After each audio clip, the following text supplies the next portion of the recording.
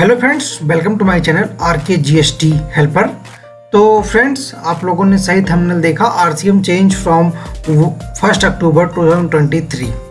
तो 1 अक्टूबर से एक नया चेंज हो रहा है आरसीएम में, जो कि इंपोर्ट्स ऑफ गुड्स पे आरसीएम अप्लीकेबल होता था। तो उसके केस में कुछ कंडीशन में ओमिट कर दिया गया है, जो कि उनके प्रोविजो में मेंशन था, और अब वो प्रोविजो में ओमिट कर दिया जाएगा आरसीएम, जो हम लोगों को 2 बार आरसीएम पे करना पड़ता था इंपोर्ट्स ऑफ गुड्स में। तो उसके लिए आवाज़ उठाई सबसे पहले मोहित मिनरल्स ने, आप लोग देख सकते उसी के जजमेंट। अब आरसीएम में वो पॉइंट नंबर 10 को ओमिट कर दिया गया, जो कि केस दायर हुआ 2020 में, और सुप्रीम कोर्ट ने इस पे जजमेंट कर दिया है। तो अब आरसीएम को एप्लीकेबिलिटी हटा दी गई है। तो अगर आरसीएम की बात हो रही है तो बहुत से व्यूअर्स हमारे पूछेंगे कि ये आरसीएम क्या होता है, कुछ लोगों को पता नहीं हुआ जो फर्स्ट टाइम हमारे चैनल पे जुड़े हैं। सबसे पहले मेरे चैनल को लाइक और सब्सक्राइब करना मत भूलें। चैनल को सब्सक्राइब जरूर करें, क्योंकि ऐसे ही इम्पोर्टेंट अपडेट्स हम आपके लिए लाते हैं। तो चैनल को आप सब्सक्राइब करके रखिए। चलिए बात करते हैं वीडियो में कि आरसीएम क्या होता है। तो व्हाट इज आरसीएम? आरसीएम का मतलब RCM also known as reverse charge mechanism, मतलब reverse charge mechanism. RCM under GST is mechanism under which the tax liability is to be borne by recipient of the supply of goods and services and not the supplier of such goods and services. तो मतलब ये हुआ कि हम market गए और कोई सामान खरीदा, तो उसकी लायबिलिटी नॉर्मल केस में क्या होती है कि सामने वाले के ऊपर होती है कि वो गवर्नमेंट को उसका टैक्स पे करे, ठीक है। लेकिन आरसीएम के केस में क्या होता है कि हम मार्केट गए और कोई सामान खरीदा, तो उसकी लायबिलिटी हमें पे करनी है, ना कि सामने वाले पर्सन को जिससे मैंने कोई गुड्स खरीदा है या कोई सर्विस ली है। तो वही होता है आरसीएम। जैसे आप नॉर्मल केस में समझें, मैकेनिज्म ऑफ लेवी, आप मैंने देखिए एक पीपीटी बनाई है, आप लोग समझ सकते हैं कि जैसे supplier make the payment plus GST, मतलब जो रिसीवर है उसने पेमेंट किया और प्लस जीएसटी भी पेमेंट किया। तो जो जीएसटी पेमेंट किया, deposit the GST with government, supplier उसको गवर्नमेंट के पास डिपॉजिट कर देगा। सेकंड थिंग पे आते हैं, reverse charge mechanism of levy of GST. इस केस में क्या होता है, मेक्स पेमेंट विदाउट जीएसटी। हम जो सामान खरीदेंगे उसको विदाउट जीएसटी पेमेंट करेंगे, मतलब अगर उस पर जीएसटी इंक्लूड नहीं होता है तो वो जीएसटी अमाउंट हम गवर्नमेंट को सीधा पेमेंट करें, क्योंकि हम रजिस्टर्ड पर्सन है, वो अनरजिस्टर्ड पर्सन है, ठीक। ये तो हो जाएगा। लेकिन इंपोर्ट्स ऑफ गुड्स के केस में क्या होता है, जैसे आउटसाइड ऑफ इंडिया से आप कोई करते हैं परचेज, कोई गुड्स मंगाते हैं, तो उसके केस में आपकी लायबिलिटी बनती थी अब तक आरसीएम पे करने की, ठीक है। तो आरसीएम को बेसिकली अगर और अच्छे से डिफाइन करें तो reverse charge mechanism is applicable in the case of imports purchase from unregistered dealer, supply of notified goods and services. मतलब बेसिकली 3 कैटेगरी में बनाया गया था आरसीएम को, इन 3 कैटेगरी पे एप्लीकेबल होगा। इन 3 कैटेगरी के अंदर डिफ्रेंशिएट किया गया था कि विभिन्न प्रकार के आइटम्स को, कि इंपोर्ट्स पे क्या क्या लगेंगे या परचेज फ्रॉम अनरजिस्टर्ड डीलर में क्या है। तो इन 3 कैटेगरी को बेसिकली डिफाइन किया गया था। तो आई थिंक आपको आरसीएम के बारे में समझ में आ गया होगा। तो सबसे पहले मैंने एक पीपीटी बनाई हुई है, ये समझेंगे कि ये जो जीएसटी और ओशियन फ्रेट ऑन इंपोर्ट हो रहा है एप्लीकेबल 1 अक्टूबर 2023 से, इसका कितना फ़ायदा हमें मिलेगा, या अगर हम एक बिजनेस करते हैं आउटसाइड इंडिया बिजनेस हम करते हैं तो कितना फ़ायदा हमें मिलेगा। चलिए बात करते हैं। सपोज दैट मैं इंडिया का एक बायर हूँ, मैंने यूएसए से कोई गुड्स मंगाया बाय शिप या वेजल से, एक कोई गुड्स मैंने मंगाया, ठीक है।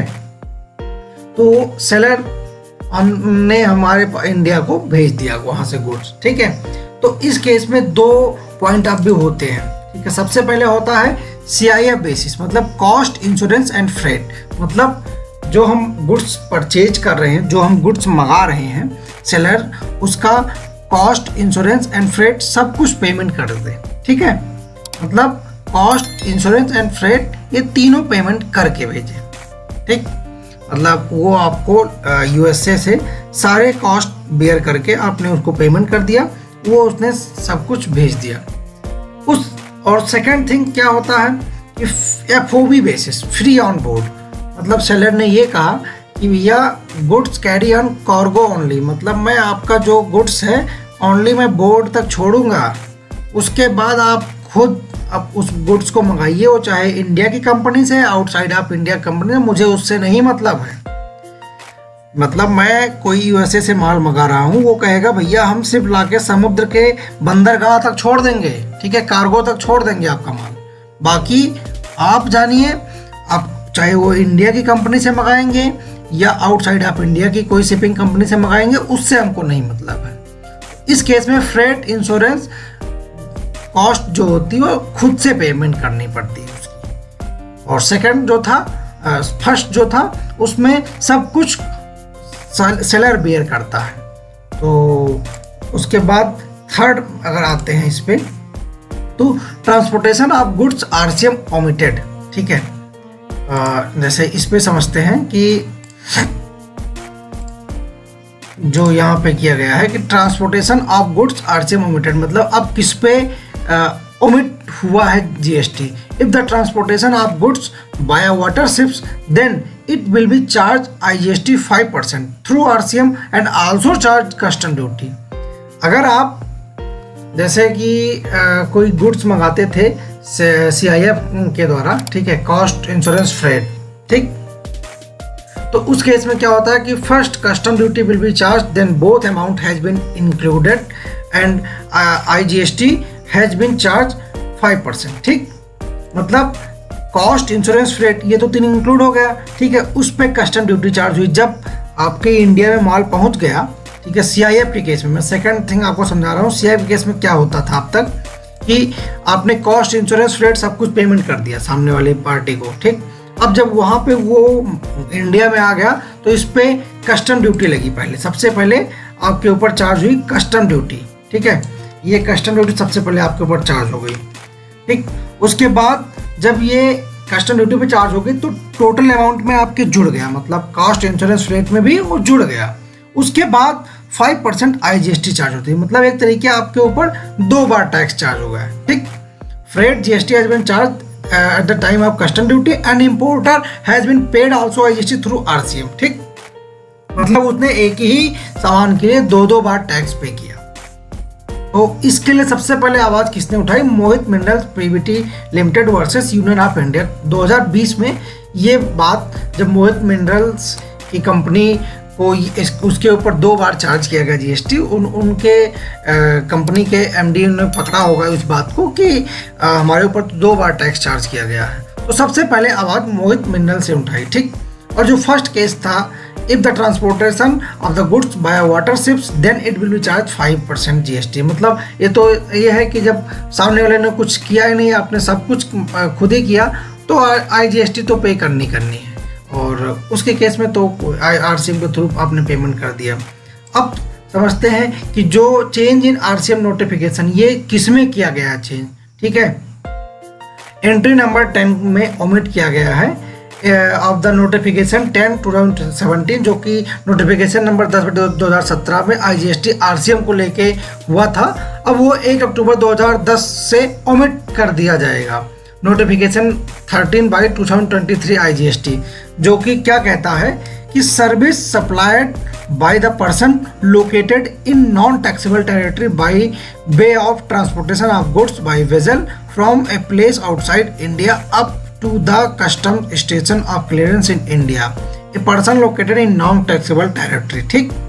तो ये सेक्शन को ओमिट कर दिया गया है कि RCM अब उस पर एप्लीकेबल, मतलब आपके ऊपर 2 बार चार्ज नहीं किया जाएगा। पहले तो आपके ऊपर 2 बार चार्ज किया जाता था, लेकिन अब नहीं किया जाएगा, ठीक। उसके एवज में दूसरा भी एक entry change in rate notification, जो रेट को लेके भाई उन्होंने तो कर दिया कि हम ओमिट कर दे रहे हैं, ठीक है, लेकिन अब रेट को लेके भी एंट्री नंबर 9 में जो उसके ऊपर था नोटिफिकेशन 8/2017 ऑफ IGST RCM को लेके नोटिफिकेशन नंबर 11/2023 निकाला गया है 26 सितंबर को। ये आपको CBIC के पोर्टल पे नोटिफिकेशन सेक्शन में देखने को मिल जाएगा। In the said notification in the table against serial number 9 in column 3 item Second, the words including service provided or agreed to provide by person located in non-taxable territory to a person located in non-taxable territory by way transportation of goods by a vessel from place outside India up to the customs station of clearance in India shall be omitted. देखिए, ये जो vessel का section था जिस पे rate charge किया जाता था उसको भी ओमिट कर दिया जाएगा, जो कि अप्लीकेबल होगा 1 अक्टूबर 2023 से। और थर्ड एक चेंजेस जो है, चेंज इन एग्जाम्पशन नोटिफिकेशन, ठीक, जो एग्जम्प्ट कर दिया गया उसके बारे में भी नोटिफिकेशन दिया गया है पोर्टल पे।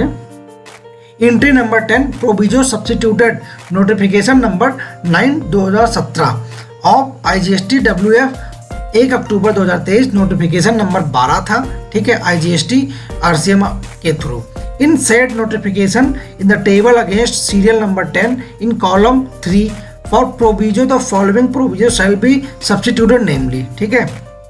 अब ये सब्स्टिट्यूट कर दिया जाएगा, जो कि अब तक एग्जम्प्ट के केस में नहीं था, अब ये प्रोविजो को हटा के एग्जम्प्ट कर दिया जाएगा। अब तक ये प्रोविजो में रखा गया था, इसको एग्जम्प्ट नहीं किया गया था, लेकिन अब नोटिफिकेशन नंबर जो 12 आया है वो अप्लीकेबल हो जाएगा 1/10/2023 को। ये 3 नोटिफिकेशन आपको पोर्टल पे देखने को मिल सकती है, मैं आपको पोर्टल पे दिखा सकता हूँ, आप देख सकते हैं taxinformation.cbic.gov.in के आप ऑफिशियल साइट पे भी जाके खुद चेक कर सकते हैं। 26 सितंबर को ये 3 नोटिफिकेशन गवर्नमेंट के द्वारा जारी की गई थी। इन तीनों में यही जो बात मैंने आपको समझाई, यही 3 बातें आपको बताती हैं कि change in RCM notification, change in rate notification और चेंज इन एग्जम्पशन नोटिफिकेशन। तो अब बहुत से लोग कंफ्यूज हो रहे होंगे कि किस पे अप्लीकेबल होना है, किस पे नहीं अप्लीकेबल होना है, किस पे RCM अप्लीकेबल 2 बार हो रहा, किस तो 1-2 बात होती कि एक तो पहले से ही नहीं चार्ज होता था 2 बार, तो किस केस में होगा किस केस में नहीं होगा, उसके लिए मैंने एक PPT बनाई हुई है जिसके द्वारा आपको समझाता हूँ। GST on ocean freight on import, ठीक, location shipping company in India, अगर इंडिया की कंपनी, जैसे आपने जो माल अपना मंगा रहे हैं वो इंडियन कंपनी है, ठीक, वो इंडियन ही कंपनी है, तो CIF और FOB GST will be paid by shipping company, मतलब वो तो शिपिंग कंपनी को पेमेंट करना, एज इट इज करना जैसे आप करते आए थे, उस पर कोई चेंजेस नहीं हुए हैं, कोई भी नोटिफिकेशन का इफेक्ट नहीं हुआ, क्योंकि वो तो आपकी इंडियन कंपनी, वो तो पेमेंट कर ही रही है, आप उससे पेमेंट करेंगे, RCM के थ्रू पेमेंट कर लेंगे। लेकिन जो आउटसाइड ऑफ इंडिया कंपनी थी, ठीक है, मतलब अगर आप इंडियन कंपनी से माल नहीं मंगाते, आउटसाइड ऑफ इंडिया कंपनी से माल मंगाते थे, तो CIF के केस में क्या है, नंबर GST नो GST, ठीक है, कोई GST आपको CIF के केस में नहीं पे करनी है। मतलब बहुत से लोग क्या करते थे कि अब तक IGST नहीं पे करते थे, जब वो CIF के द्वारा मतलब cost, insurance and freight including मतलब मंगाते थे, जो कि आपको मैंने ये यहाँ पे अगर समझ में आया हो, मैंने पहले ही आपको बताया था, यहाँ पे CIF basis cost, insurance, freight, जो कि कॉस्ट, इंश्योरेंस, फ्रेट इंक्लूड होता है, तो उसमें कोई GST आपको एक्स्ट्रा पे नहीं करनी, क्योंकि आप एक बार ऑलरेडी पे कर चुके होते हैं, ठीक। सेकेंड जो FOB है, FOB मतलब फ्री ऑन बोर्ड, ठीक, जो कि फ्री मतलब आपने सेल्फ पेमेंट करके मंगाया है। GST will be paid by importer under RCM, ठीक है, इस पे आपको RCM के थ्रू अब पेमेंट करनी है, ठीक, आपको इस पे RCM के थ्रू GST पेमेंट करनी पड़ेगी। तो आई होप फ्रेंड्स आपको ये वीडियो समझ में आया होगा, और आपको अगर अभी भी कोई कन्फ्यूजन है तो आप मेरे कमेंट बॉक्स में पूछ सकते हैं, आप मुझे मेल भी कर सकते हैं। लेकिन आपको ये समझ में अगर आ गया है तो अब मेरे चैनल को सब्सक्राइब जरूर कर दें, वीडियो को लाइक करना मत भूलें। तो जैसा कि आप लोगों को एक बार मैं फिर से डिस्कस कर लूँ कि Mohit minerals PVT limited versus union of India 2020 के केस में क्या कहा गया कि as per the judgment of Honorable Gujarat High Court in the case Mohit Minerals Private Limited and another 2020, which was later upheld the judgment Honorable Supreme Court in the case of Union of India through Director 2022, the entry number 9 notification 8 2017 integrated tax 28 2017 and entry number 10 notification 10 2017 integrated tax dated 28 17 were declared ultra vires as that lacked legislative competency, thereby making unconstitutional to be levy IGST 5% under RCM on ocean freight on the basis provided by the person located in non-taxable territory by the transportation of goods through vessel from place outside India in customs frontier of India under CIF contract। ठीक है, तो जो बात मैंने आपको वहाँ पे समझाई वही चीज़ें बताई जा रही हैं, वही चीज़ें की गई हैं कि ओमिट कर दी जाएंगी। तो फ्रेंड्स, अगर आपको इसके बारे में और डिस्कस करना है आप मेरे कमेंट बॉक्स में कमेंट कर सकते हैं, आपकी कोई क्वेरी कन्फ्यूजन है। मिलते हैं न्यू वीडियो में, बाय बाय, टेक केयर।